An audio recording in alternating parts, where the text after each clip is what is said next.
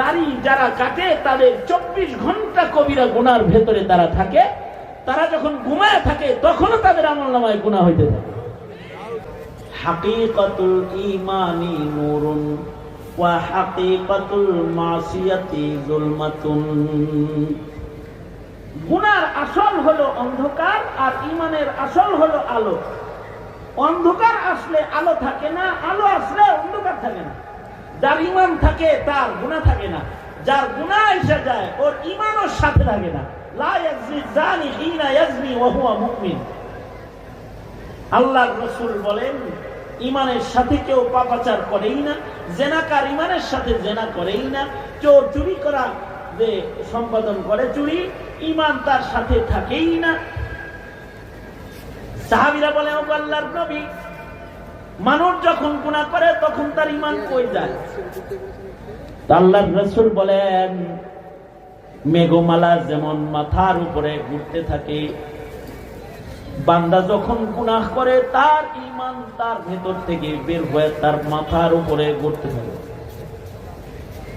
তার গুনাহ করা শেষ হয় তো ঈমান আবার ভেতরে ঢুকে, আর যতক্ষণ গুনাহ করে ততক্ষণ পর্যন্ত ঈমান তার সাথে থাকে না।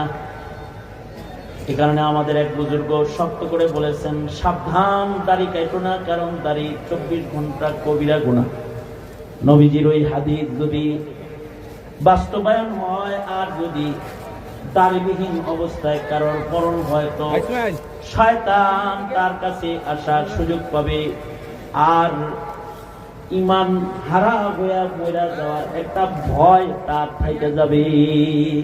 কারণ দাড়ি রাখা এটা আমালান সুন্নাত আর হুকমান ওয়াজিব। আমালান কি? এই আমার দিকে তাকান, অন্যদিকে চাইছেন তো বয়ান শেষ করে দৌড় দিব কিন্তু।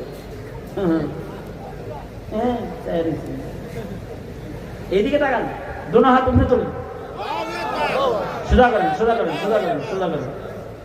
বয়ান যদি কেউ খেয়াল করে শুনে তাহলে অল্প কথা তার সারা জিন্দগির জন্য পরিবর্তনের কারণ হয়।